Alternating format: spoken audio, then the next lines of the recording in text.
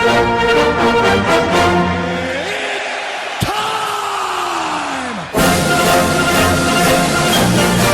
They slayed the dragon! It's a wonderful day for an exorcism. Mario Mandzukic pounced, and England are hurt. Touchdown Seahawks!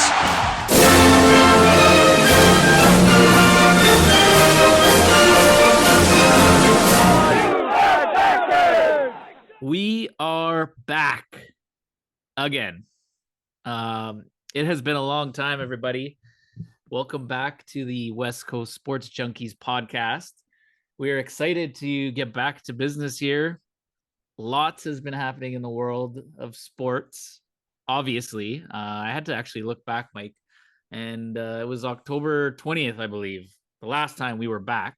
So we got to stay back. We got to stay a little more consistent here. But Happy New Year, everybody! It's a brand new year, a very exciting time for one of our local sports teams, the Seattle Seahawks. Obviously, we're gonna get into that. Obviously, NFL playoffs, Super Bowl preview. We'll preview our picks, playoff preview. We will get into the Canucks. They're so exhausting. Nothing really has changed probably since the last time we talked. We're still frustrated with them. They're still losing. I still want us to tank, but anyways, we'll get into that. The UFC, there's a big fight that wasn't a scheduled fight card, actually, that's in the news right now down in Cabo San Lucas. I don't think they've had a fight card there before, but there was a really big card at a nightclub on New Year's. Dana White did something really stupid. We're going to get into that. And golf is back. Kapalua just happened, which is awesome. It's one of my favorite tournaments to start the year, unofficial start. And there's the World Cup happening. That was crazy. I think for most people, everyone was happy to see Messi finally get a World Cup. So that was and probably one of the craziest finals of all time, or arguably lots of stuff. But this is gonna be a lot, but we're gonna get into some stuff and give you some good opinions on what we think about all this that has transpired since we last talked to you. So, Mike, how's it going, buddy? Good, man. Thank you, and thanks for having us back. So tonight I am drinking a Grolsch, Tyler. What do you got going on over there, my friend? Well, I'm trying to do, a little diet thing here. I feel like every one of us has said that every time we do an episode. But, it's just the Christmas season, the holiday season, lots of food, a little bit of drinking, too much beer. So tonight I'm drinking a vodka soda, splash of San Pellegrino in here. Right on, buddy. Well, cheers. And it's good to see you again. And yeah, you're right. It has been too long. Way too long. Yeah, it's been a while since we've done a podcast. And it's just like COVID ended and then everything opened up again. And we've all just been scattered around. We can't really find the time anymore to get together, even via Zoom to do something. But hopefully, it's a new year and we can get onto a regular schedule here.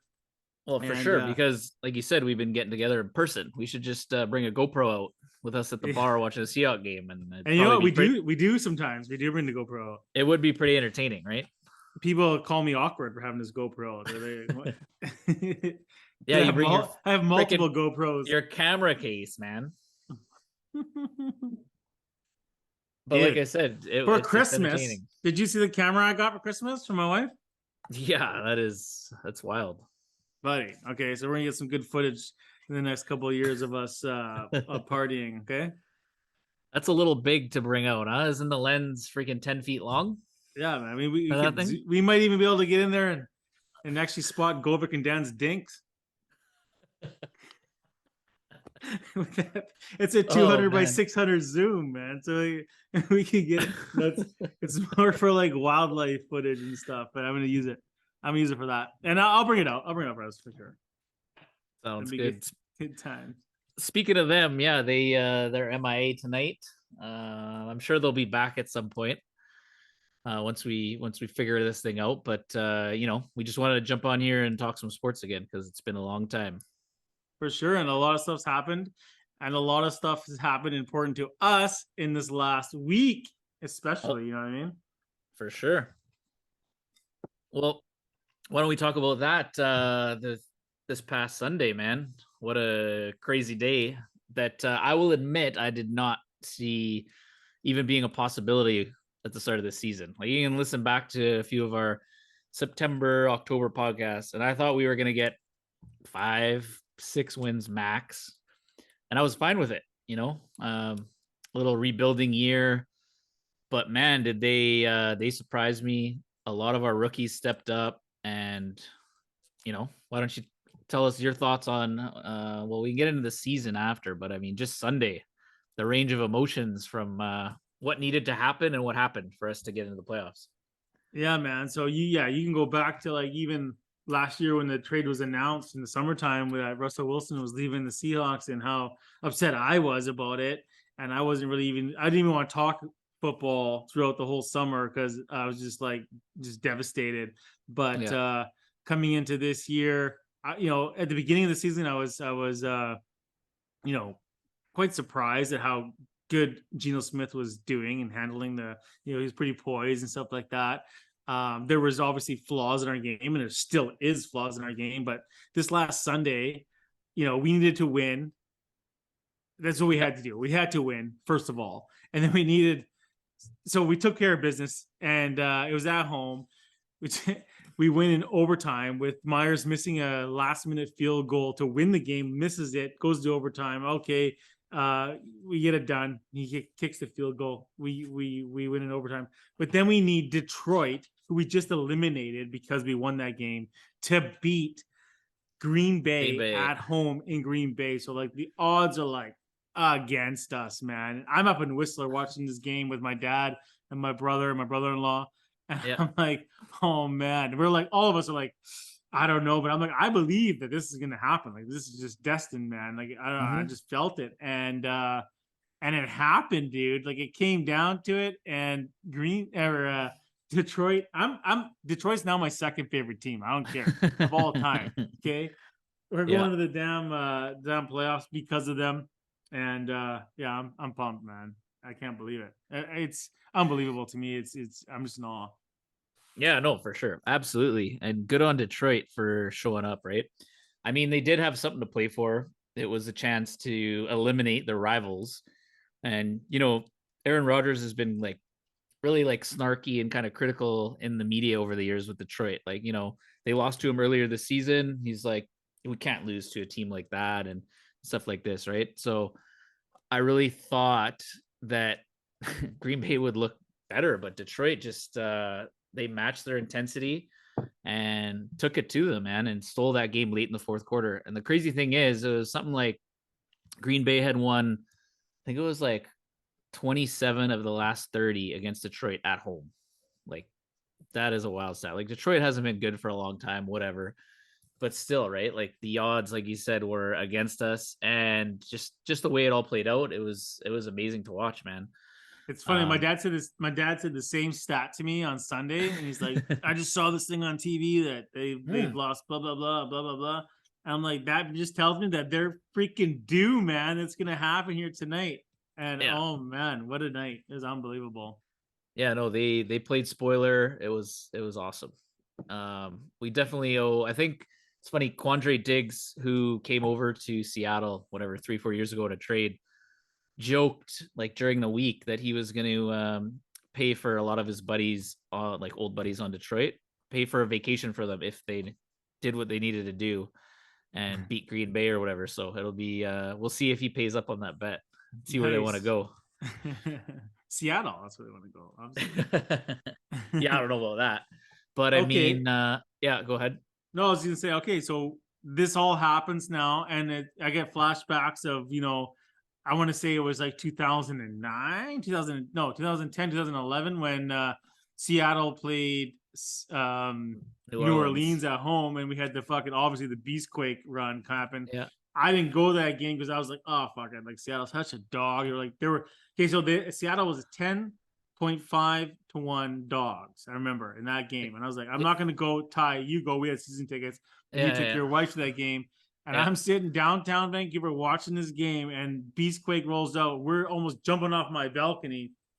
Literally makes an earthquake happen in Seattle. We were jumping, helping with that. Yeah, so I'm looking at the odds in this game coming up this Sunday or Saturday. So Saturday, 1:30 p.m., the Seahawks are playing the Niners in San Francisco. We always play them tough. We're 9.5-point dogs. What do you think, man? What do you think our chances are of winning this game? Honestly, I don't think we have much of a chance, Mike.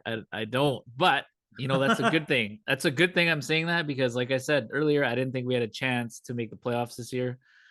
So I hope they keep proving me wrong. But right now we're playing with house money. Like no one expected us to be here. We're here.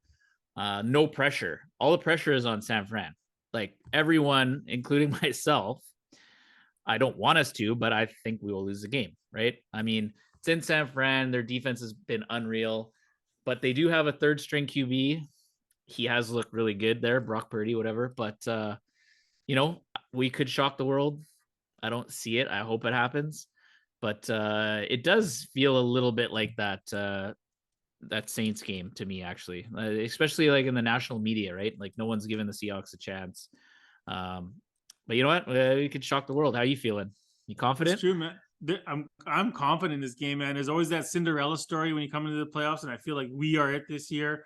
I feel like all the stars have sort of aligned for us to get to this point, and I think that we always play our division rivals tough, especially San Francisco. I don't see it being a blowout at all. It's going to be a close game, and that 9.5, I'm taking the Seahawks all day in that, especially with that kind of a spread. I don't care. I want to win the game, and I think we can win the game, but for sure, I'm going to bet that spread. That's huge. And man, and we are a better team than we were 4 weeks ago when we played them that Thursday night game. We watched that together. And there was just like a few key moments in that Thursday night game that I remember. There was like, I think it was a Travis Homer fumble that led to a touchdown. A couple things like that really flipped the game. And, like obviously in football, it's how it is, but Pete Carroll always preaches like turnovers, right? You got to win the turnover battle. So I don't know, man. I think we can, if we win the turnover battle, we can run the ball, control the clock. Like we got a shot, and that's Seahawk football, right? And we have improved. I agree with you. I do like the 9.5 points the Seahawks are getting in that game, but I don't know, man. 100%. Bodog pick of the week. Seahawks plus 9.5, man. Take it all day. But you know what? Like I said about the no pressure on them, right? Like it's all on San Fran. They're totally expected to go on a run here. I think right now they are the second best team in the NFC next to the Eagles. And, people are expecting them to get to that NFC Championship game. So, lots of pressure on them, obviously. But regardless, you got to look at Seattle's season. We get into the playoffs. It's a great experience for our rookies, our young players. This is Geno Smith's first playoff game ever as well. Obviously, Kenneth Walker, our rookies, Tariq Woolen. So regardless, it's a great learning experience. We have Denver's 5th overall draft pick, which should have been a little bit better, but the week 18 games didn't go our way. But top 5 pick. We're going to have 2 first rounders, man. Things are looking up for the Seahawks. This team, I've said this before, it reminds me a lot of the team the year before we drafted Russ. So like we had Sherman, we had Earl Thomas, we had Chancellor, we had this base, this like exciting young core of players. We had Marshawn Lynch, obviously. It's an exciting time. I think we are on the rise in our division. San Fran just mortgaged the future, getting McCaffrey and a few other draft picks. Obviously, they have a window right now, and that's this year and probably next year. The Rams are done. You saw what happened to them. They mortgaged their future. At least they got a Super Bowl last year. Arizona's a mess. So all things considered, this Russ trade has really catapulted us into a good place. And now, like I said, nothing to lose. See what happens. Yeah, well, you definitely mentioned it that we do a full couple hours here just on the diagnosing the Russ deal.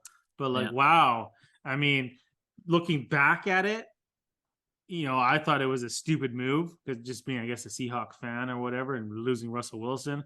But Yeah. now looking at it, like, wow, how it's played out. We get the 5th round pick next year. We clear up all that cap space. We got Geno Smith, who just broke Russell Wilson's record for passing yards in a season. Like, unbelievable numbers this guy's put up this year.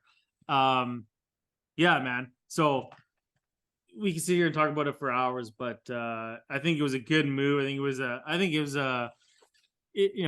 one of those like trades of a lifetime that a GM and coach can make. I don't think that it's one of the biggest moves I've ever seen happen and work out in a way like this. For sure. I think John Schneider's got to be considered for GM of the year based on that trade alone, man.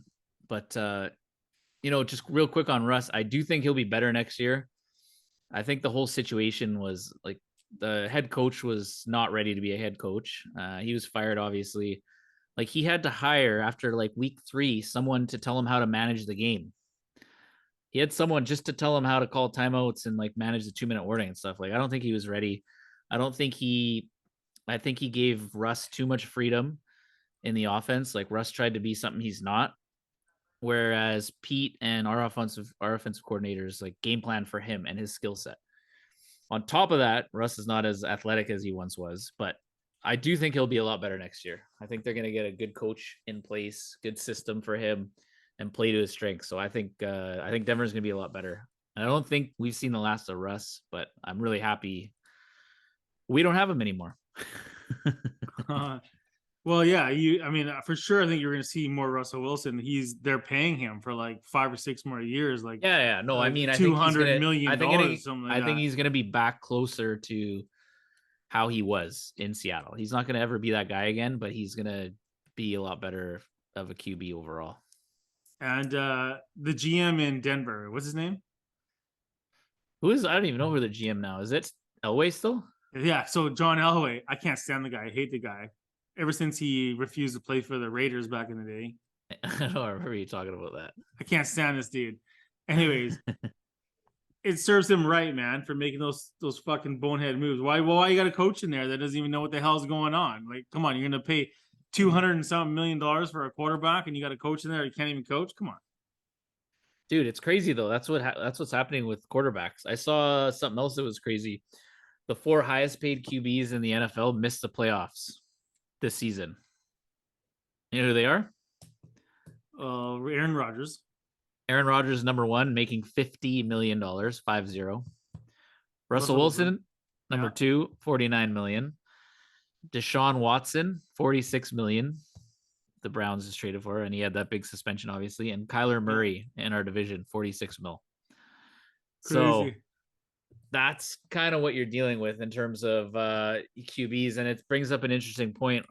One more thing on the Seahawks is that Geno is a free agent next year. So my feeling is he's not going to, because teams would pay him.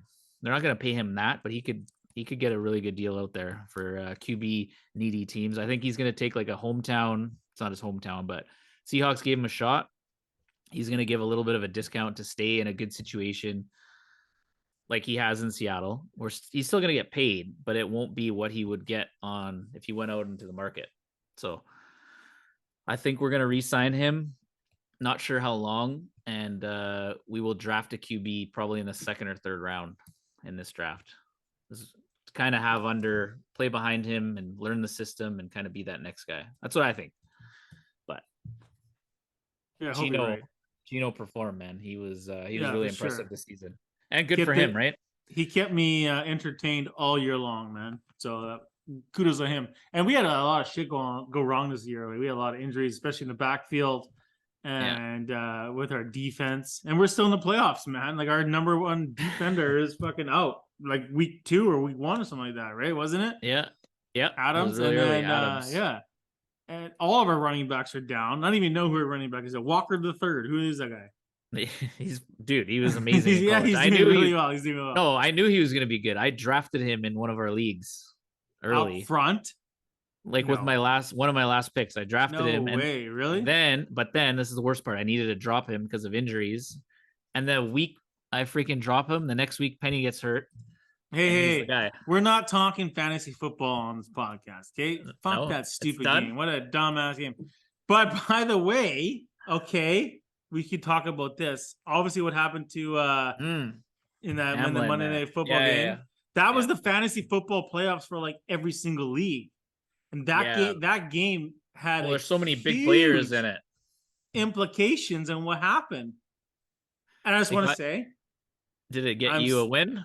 it got me a win, and I should have lost. Like it was like I was like 98% I would lose because the dude, I was like 3 or 4 points ahead of the guy, and he had like Burrow and like Diggs, Yeah. and this happened like on the first whatever couple plays of the game. Terrible. I know. Sucks. And they wiped out all the points too. Yeah. So I mean, obviously that this is just the luck of fantasy sometimes.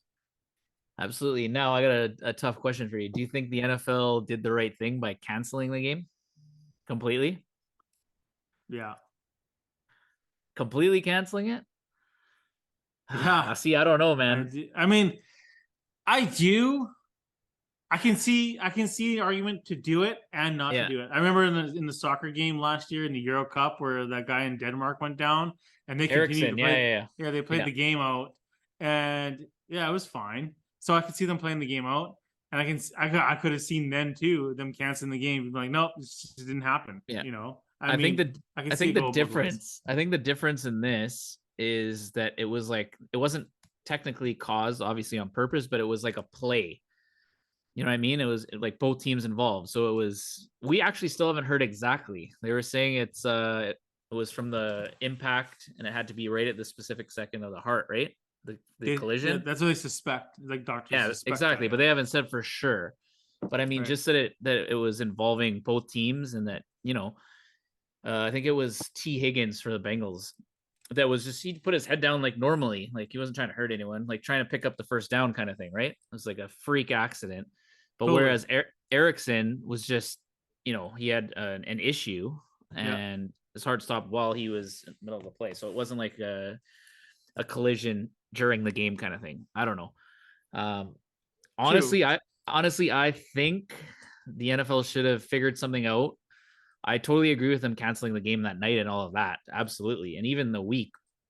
But they should have done, there's so many opportunities to do things differently in terms of playing that game out. I mean, there's so much money on the line for all these teams, for all these players, for like bonuses and all this stuff, right? Like, I think they should have either pushed back the wild card weekend 1 week, and then the Bengals and Bills could have played this weekend because they do have the bye week in between the AFC NFC Championship and the Super Bowl. So there's like a free weekend where it's the Pro Bowl. Mm-hmm. No one watches the Pro Bowl in the NFL. Okay, more people would have watched, guaranteed. Well, kids watch it. No, but I'm just talking about ratings. Okay, yeah. Kids, even think about how many kids are invested in fantasy football as well. I'm just saying they should have pushed it, played the Bengals Bills game, figure out the seeding correctly this weekend, and then done the wild card NFC AFC or wild card divisional AFC NFC, and then no bye between the championship games and the Super Bowl. But anyways. Okay, no, I agree with you. They could have found a way to make up the game, but I think that's what I think. I don't think they should have canceled it. Yeah, canceling the game at that time was fine. Well, that was the right. Oh yeah, absolutely, but, I agree. Yeah, they probably could have. They probably could have put it on the Wednesday, or they could have figured out any other time. Like, okay, the Monday night game, obviously it was a scratch. Okay, here we're gonna play this game on next Tuesday, whatever, right? Yeah. But I know like there's a lot more into it than just us wanting to see it. Of course. There's logistically, like the fucking arenas, NFLPA, travel, hotels, the union, NFLPA, even just the logistics of it too, right? Like stadiums could be booked, hotels and stuff are already. Yeah. It's like but yeah, they could have played in Vegas. It's always open, right? That's what I was thinking. Vegas, like kickoff 12 a.m. Right?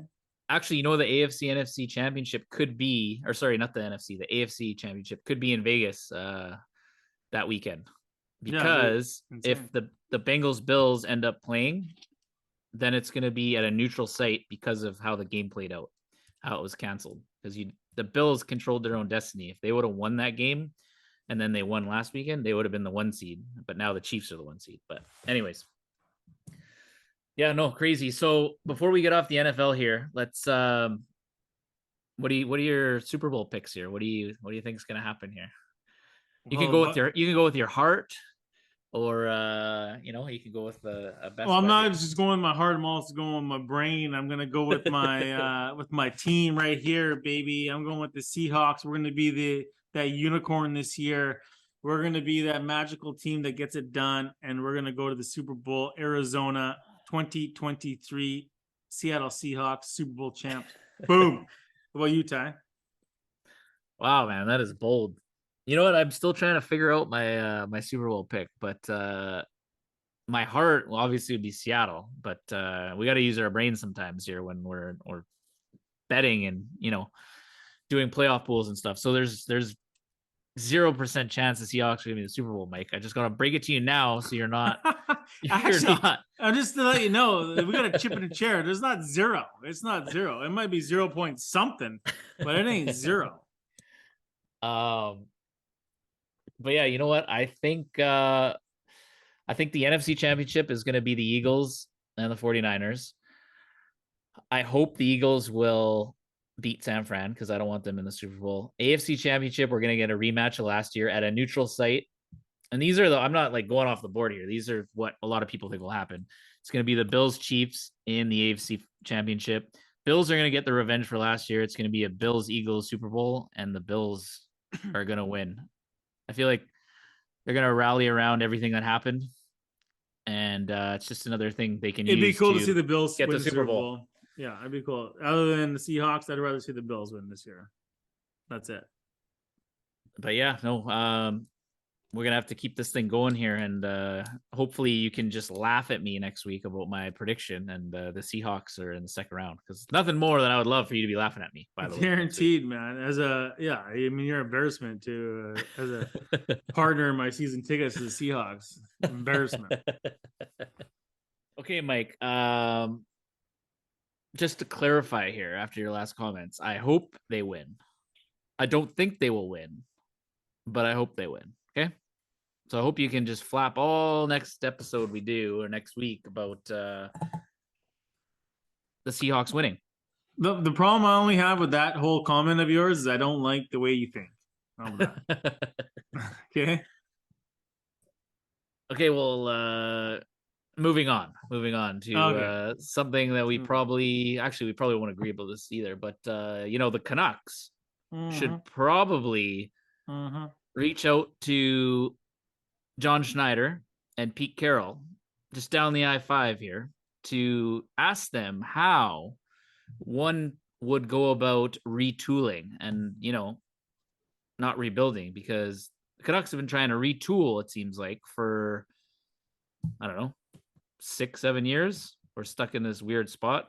Seahawks seem to do it in one season here. True.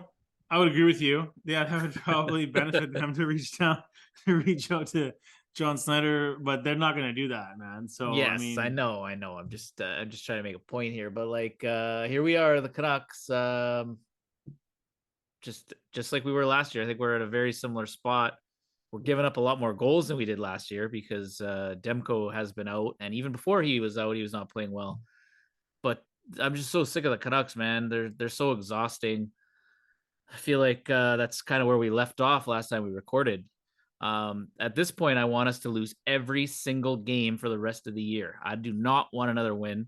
I want us to be in the lottery, at least having a decent shot at the number one pick for, a franchise-altering player in Connor Bedard. Like, dude, what are we doing? We just watched him. Oh, that's another thing that just happened. The World Juniors. We haven't talked about. Obviously, Canada won, great tournament, but like, what the hell are the Canucks doing, man?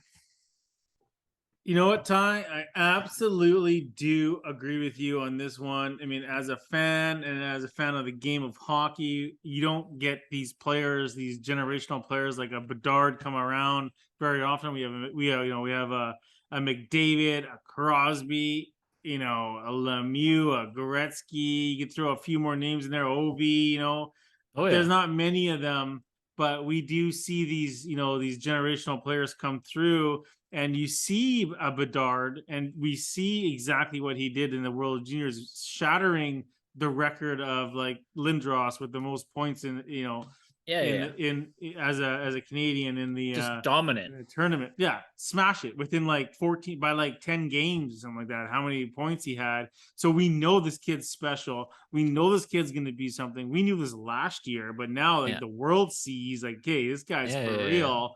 And I mean, he's a local kid. You can add to it as well. Yeah, from North Vancouver. So you got to really think that. I mean, I would hope that these teams are at least talking about it. I hope that Vancouver's talking about like this is an opportunity here.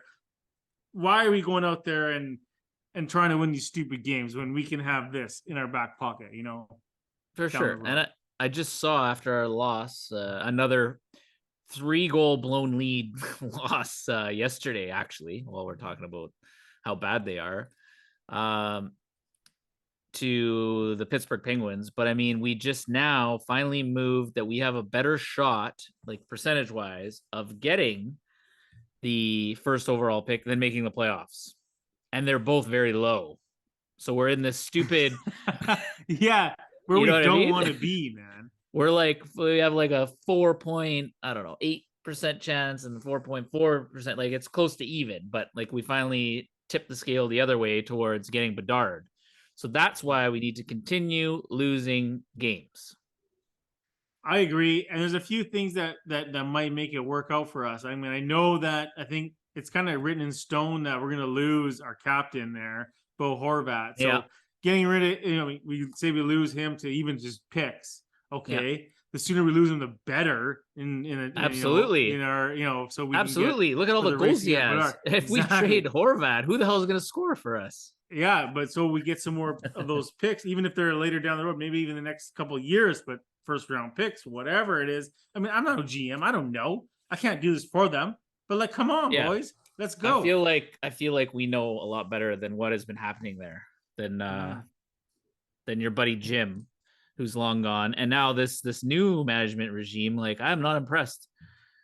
We were, from what they said originally when they came on, like there was some players that were going to be gone, salaries gone, like there are a lot of things are going to happen, and all they've done is spend money and re-sign Miller, which I think we were all okay with at the time.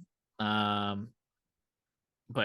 dude, I don't even know. Like I said, I'm exhausted. Like I'm almost like done with them emotionally. I'm not emotionally invested watching anymore. Like I'm just like, yeah, I just want to make one last point about the Canucks before we like sign off on these guys. Is that I just went to a game a couple of days ago and I spent $25, $25 Canadian dollars, on one beer.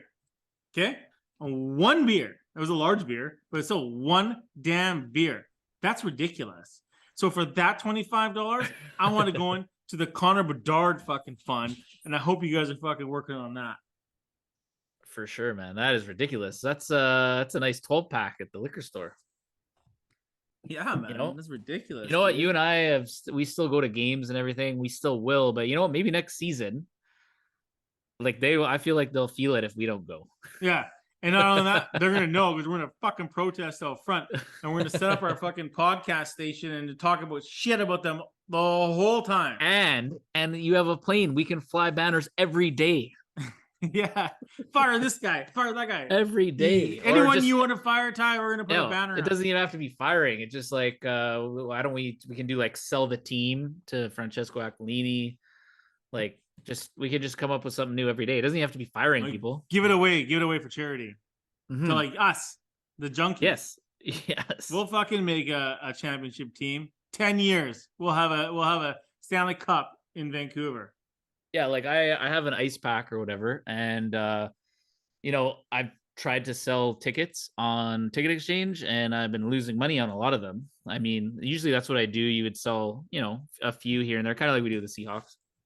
But now, my wife and I go for the carved sandwiches. That is one good thing they've done at Rogers Arena. The carved sandwich, which is a little overpriced as well. Yeah. I think it's like $30 for a little freaking sandwich with 2 chips in a basket they give you. But I had they got some good new food. I got a prosciutto and bocconcini sandwicho in there. I was like, what the hell is this? Where is that one? Let's go. That was Club Cito. Club Oh yeah, right. seats. I was in there. I was slumming it on the other side of the wall, man. It's new. It wasn't there last year. It wasn't there last year. It was new. Dude, well, where my seats are, okay, I got a DJ right out in the bar area there. You should just try it out. Yeah, Actually, I love we're gonna where go to your a seats game. are. I do love it there. We're gonna go to a game Yeah. in a couple weeks there, so yeah, we'll check it out. But yeah, like I said about the Canucks, like I'm just exhausted, and I feel like we've said all we can say on here, other than tank for Bedard. That's what we should just fly. Yeah. Actually, we can do that right now. Tomorrow, let's find a banner. Yeah. Tank for Bedard, hashtag. Fly it around the city. Hey, one thing that you were right about that I will give you credit for that I didn't think you were going to be right about is I now think Ovi is going to break the Gretzky's record. Oh for fuck! goals. You probably just He's cursed gonna him. play until he does it. I see what you're doing here. His hair is gonna Stop. be full white. I see what you're doing here. His hair is gonna be full white. You when he don't does want it, him to but break it's gonna it. happen. You It's don't gonna want happen. him to break it. Take that back. He's on the hockey pool, man. Of course, I want him to break it. He's gonna break it. Well, he's not gonna break it this year. But I want him to break it this year. yeah, no, he needs he needs 90, 80 something goals. He's if he averages, so I think the start of this year, so he has whatever left, 3 years left on his deal. He had to average 30, I can't remember exactly what it was. Say 33 goals a year or whatever to break it. He's over. So 30, he's already he's already at that point. So now every goal he scores the rest of the year will bring down the average he needs over the next few seasons that he's under contract for to break it. So and what's crazy actually, what's crazy about that too is the Capitals owner came out and said they're not going to rebuild until he gets the record. Like their goal now is to help him get the record, keep a team that's competitive enough or whatever, even though I think he knows they're not Stanley Cup, competitive right now, but he wants to keep it together and, help him get the record. I also saw Gretzky. Yeah. Well, when he gets close is planning on following him around. Like when he gets close to the record and watching his games to be there for it. I don't think people understand. Like I think the younger people don't understand how crazy Gretzky's records are. Like they're untouchable. Yeah. Especially his point records his goal. I mean, the only one that's touchable is his goals. He's never gonna get broken. I don't think in our lifetime he's ever gonna get broken. His assists or his points records. Agreed. But this is the only chance we're gonna see anyone come close and can probably do it.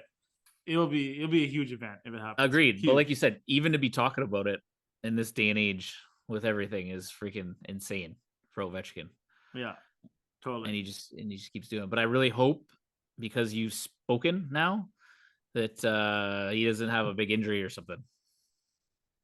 If he does, our podcast will maybe finally go viral. It's destined to happen. Think about it. Look at Ovi's goals. Okay, he always look at his playoff goals. He plays the point, letting his left point. Yeah. And it's always that one-time shot from the left point. Like you don't think any fucking team would figure it out? Put a dude there in after front all these years, right? But come on, man. The one-timer's coming. That's what they want to do. They're gonna feed Ovi. Get the shot. Yeah, it's a cannon, but like, dude, like figure it out. It's the same shit every time. Absolutely. And he keeps on and he's rolling, aging man. too, though. He's aging too a little bit, so you never know. I mean, we'll see what happens. He's the only one that's ever. The guy's a tank, man. He doesn't even look like he's in crazy shape. The guy drinks vodka and just, I don't even know if he works out. Just goes and scores goals, man. He's in crazy shape. I would say. I mean, he doesn't look like, the typical fucking. He doesn't look like a Crosby, for example. Like a Burr. Remember Burr, like in his prime when he had like that shirt off, like 0.2% body. Well, that's what I said. Like, can compare him and Crosby, who are similar age, came into the league around the same time. I think he's Crosby, a year later or whatever.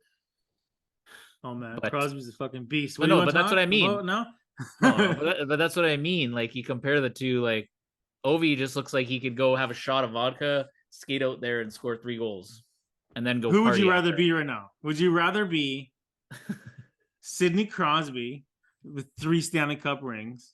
Yeah, couple hearts for sure. A couple hearts. Crosby, 100%. Crosby. Okay, 100%. or okay. Yeah, Yeah. obviously. Crosby's the guy. But I think it would be cool if Ovi broke the record. I If love Sid, man. He's my man. absolutely, and Always he's will be. having a great season. Still a beast. Yeah. Let's see, Melks yesterday against Canucks. 4 points, baby. Yep. We blew Of another course, 3-point lead. 3-goal lead. Yeah, man, crazy. But yeah, the Canucks. Let's just hope we keep losing. And I mean, this is a tough stretch in the schedule right now. Even next week, I know we have 2 home games. One against Tampa Bay on, I think it's Wednesday, and then we're gonna go to the Oiler game the next Saturday. So Yeah, Canucks. Let's get on the Bedard train, boys and girls. Bedard, Connor just Bedard. lose out. Like, and if they're gonna make a trade, like you said, it needs to happen now. Yeah, we got. I mean, if we're gonna cut ties with our captain there, Bo Horvat, now's the time. Boom, get done with. And you think fucking Aquaman would just be on board with this? He was probably drooling watching the World Juniors there with Bedard, and he's like you said, from North Van, local kid. He could be the guy that changes the franchise for the next 15 years. Yeah, I mean, you would think. They put him trade everyone other than Petey and maybe Hughes. Well, yeah, no, I love Hughes. You can't trade him. Miller we just signed, but who knows? Maybe someone would take him on, because I'm not sold on him either after the way he's played this year.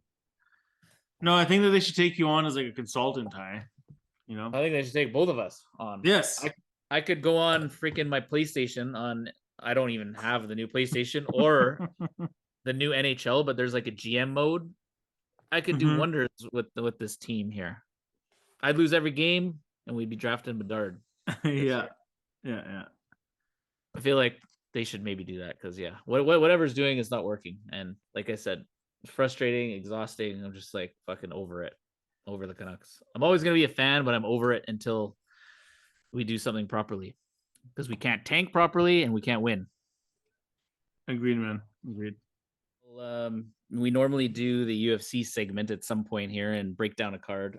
There is a card this weekend. It's nothing spectacular, and I'm not gonna lie, I haven't really watched much UFC in the last month. I mean, I've watched a couple of pay-per-views since we recorded last, and there was nothing spectacular.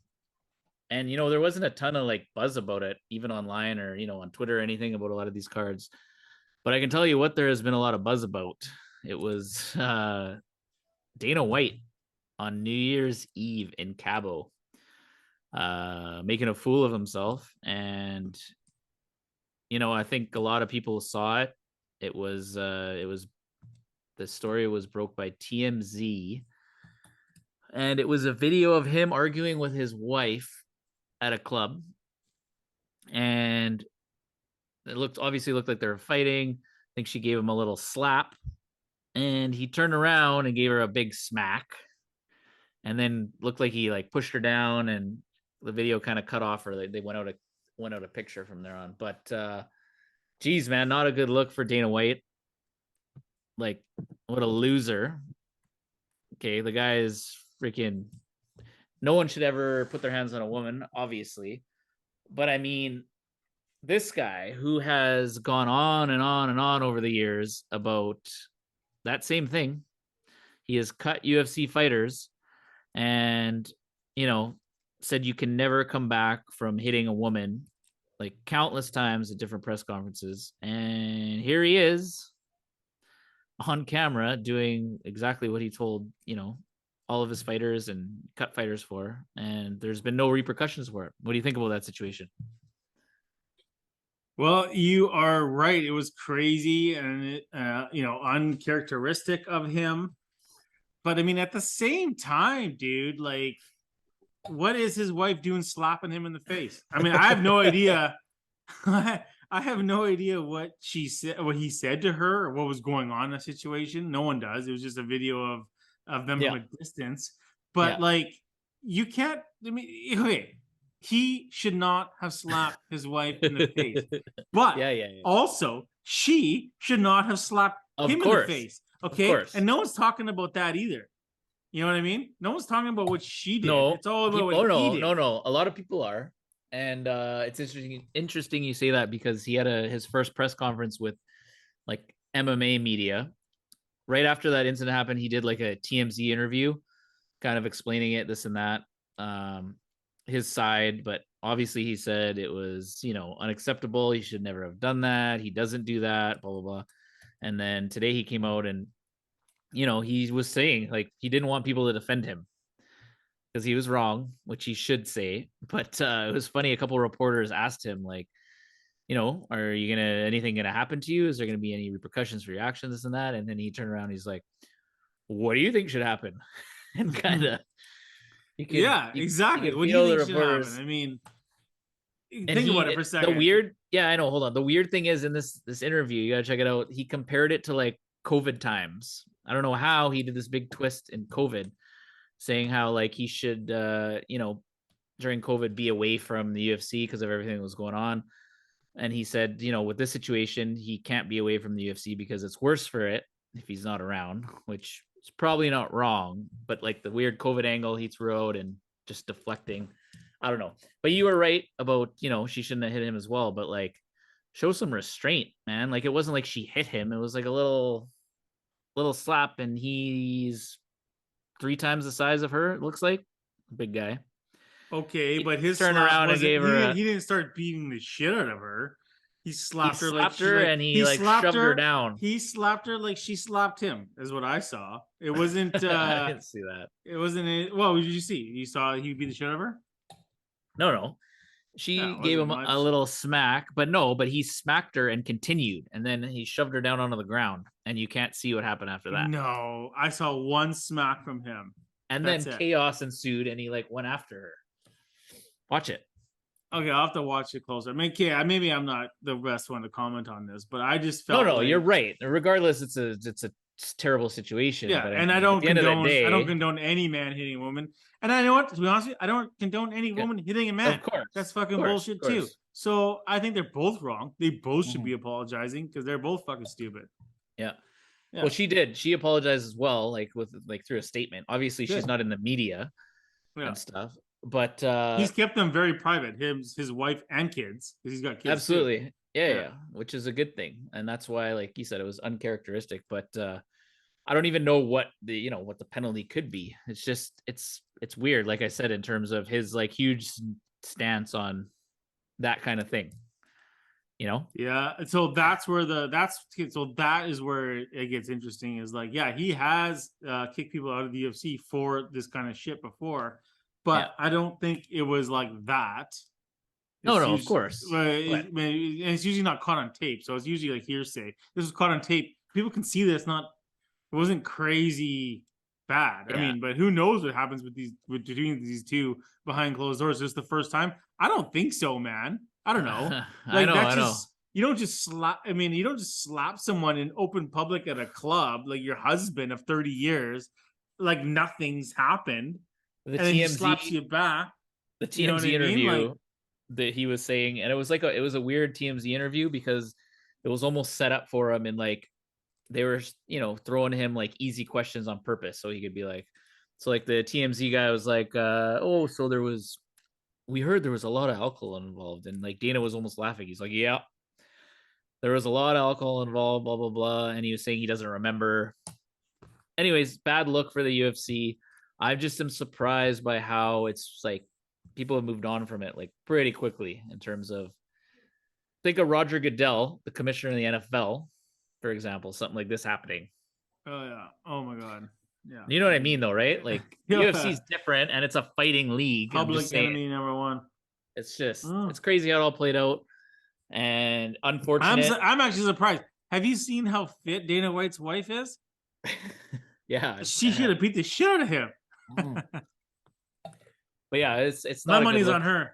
Not a good look for him, honestly. And what he did say today, which is true, he's like, no one should defend me. Like I screwed up, and I'm always going to be known for this now, or people. That's kind of like his punishment. You know what I mean? And he accepts that. Okay, sure. Like I said before, I think that his wife should have the same kind of scrutiny as he did. So I think that publicly and everything should be equal. and Yeah. that's what it should be. I think. Yeah, no, man. You're not wrong. It's just like I said, it's unfortunate. And hopefully they can I think it sounds like everything's good with them. We don't obviously know, but I mean, they will move on and And this is the thing we'll, too. Like, we'll get back to fights in the so octagon. because the UFC is not owned by like Zuffa anymore. It's not owned They're by owned like by like they're owned by Disney. Disney. So they're owned by a publicly trading That's company. another freaking What are they crazy going to do? thing. Who are they going to replace Dana White with? Who? Oscar De La Hoya. Just joking. Yeah. No like way. saying like another promoter. But a lot of people were saying, which I don't agree with necessarily, is that he should have stepped down to avoid all the bullshit in between. The thing is, though, who's his his predecessor there? No one, man. It's Dana White. He is the UFC. I was thinking about it. Maybe you can get like a George St. Pierre, somebody like really known, really popular, really liked. But they don't have that. Like, I don't know, that factor. Yeah, I know exactly. This guy, he sells fights. He's the best ever. Absolutely. And you can ask a lot of fight people. But yeah, so they made a business decision. Obviously, like you said, it's a publicly traded company that they are not going to remove him or. Yeah, and they can easily. Yeah, he's exactly. just an employee. That's what I mean. He's just an employee now. That's what I mean. So they obviously made that decision, and I think it sucks more for the kids too, right? Seeing all this and having to listen to all the bullshit too, like people like us talking about it. And it also makes me think that there's probably more to the story than what TMZ put out. I just feel that way. Like, maybe there was like more slaps from his wife or something like that. I just feel like there was more to this that like, why not? We just saw one little clip, right? Why not remove him from that? Like that would be enough to remove anyone else from their fucking position. I would think. I think there was more. There's a lot more to than they let the public see. But true. Maybe there's more video that whoever's holding on to is keeping for like a real big payday later on or something. Yeah, exactly. That's how that happened, right? They sold that. Whoever took that video in Mexico made a fortune off that clip. And Dana and all those guys, they're being pretty silent about it. So they don't want to get into it too much. Yeah. So he's not saying, oh, well, she hit me like 5 times or 10 times or whatever. He's just like, okay, I'm sorry, but it's my fault, blah, blah, blah. It's like, okay, cool. But yeah, hopefully it's the last we heard of this and we can actually talk about some, like I said, fights in the octagon. I think there's a pay-per-view coming up later this month. And we will be back trying to get some picks in there to make some more money on UFC this year. For sure. And there's like some big ass fights happening this year. Like we got the Volkanovski, Khabib's buddy there. What's his name? The new champ fighting. Australia. That could be huge. That'll be good. Yeah, like I said, I haven't been up on it as much lately with all the NFL, playoff race and all that, fantasy football playoffs and stuff happening. But you're gonna have to fill me in the next couple weeks here when we get back into it. Yeah, we'll do, buddy. So I don't know if you watched the PGA tournament this past weekend, the unofficial start to the PGA season at Kapalua. I caught bits and pieces of it. I was pretty busy, so I didn't see as much as I would have liked to, but I saw what was going on in the final round. Now, I turned it on. I was actually going to watch it, and I'm like, holy shit. Colin Morikawa had a 7-shot lead over Jon Rahm with, I think it was like 10 holes to play or whatever. Okay, so like, those guys are good. They're not blowing a 7-shot lead, right? It's over. Turn it off, whatever. Went out and did whatever I was doing. I turned on SportsCenter that night, and I see Jon Rahm had won the Century Tournament of Champions or whatever. And I'm like, the hell? Like, did something happen to Morikawa? Did he get hit by a golf ball? Did he pull his back and withdraw? Like, something must have happened. And sure enough, the guy blew a freaking 7-shot lead and lost to Jon Rahm, man. Like, cannot believe that. Even the part of the broadcast I watched early on, they were celebrating. They're like, oh, it's so nice to see Morikawa get back he's going to get back in the win circle. Like, they're pretty much going to talk for 10 holes about him winning the tournament. The guy blows it. You don't see that very often, especially at a course like that, which is so you can score. It's not like an overly tough course for those guys. But like I said, it was good to have the PGA back, but but man, 7-shot lead, Morikawa, a major champion. Would you have thought that would happen, Mike? Well, no, but just knowing the game of golf, but I could see it happening for sure. And playing that course a few times, Kapalua is one of my favorite courses. It is my favorite course of all time. Like every single hole on that course, you have an ocean view, and it's absolutely gorgeous. Sometimes you have to look behind you, and if you look behind you, it's just like it's unbelievable. Beautiful. Yeah. So I could see him maybe getting a little bit in awe of the beauty of the background or whatever it is, but. No, yeah, no, for sure. It's crazy that Morikawa. To me, Morikawa is only a major contender. I don't see him winning many tournaments on the PGA. I don't know, maybe if you do, but I don't. It's kind of odd, but I wasn't too surprised to see it happening. And I was even like the only thing I remember from this tournament, and I didn't watch much of it because I was up in Whistler on a ski trip, but was I remember. Spieth was on, I think it was the 18th green. He was making a putt, and some guy behind him was like, "Oh, I'll bet you $50 he makes it." He's like, "You're on, whatever, $50." And he makes the putt. He gets up and he went back to the guy. He shook his hand and he's like, "Yo, if I could hear you saying that, maybe you're saying it a little bit too loud or whatever." And that was the only thing I really remember from this one tournament. Did you see that? No, I didn't. Oh yeah, that's awesome. But no, it's pretty crazy. Seven shot lead's crazy, and but it happens in golf. Look at it does, McIlroy like, in the Masters a few years back. He blew an 8-shot lead. True. He was. I don't know. This tournament though, like I said, the scores were like -28, -29. Like it's an easier course for those guys. But which regardless, is fucking ridiculous, dude. I just broke 100 on this fucking. Well, dude, there's a lot of some of their par fives. And I wasn't playing the tips either. No, I know the par fives for them. They're hitting pitching wedge on some of the holes, depending which way the wind's going. Like, yeah, so easy scoring course, but still super fun to watch, and like honestly, one of my favorites as well. And I was lucky to play it once too.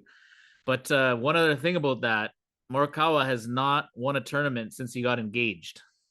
They were talking about that on the broadcast too. So I don't know. That has something to do with it. But that was an interesting stat. It's an interesting fact there. I'm gonna put that one in the books here because I got a few other golfers that have shit the bed since that happened. But yeah, no, golf's getting right back into the full swing of things. And real quick, I just sent you earlier today a trailer of the new Netflix documentary. Looks insane. It's following last year's season. You're gonna have all the live drama. A lot of big names in there that filmed for it. Ricky's in it, Rory McIlroy, Brooks Koepka, just to name a few. They're all mic'd up behind the scenes. You're going to see a lot of that live drama. That's what I'm wanting to see.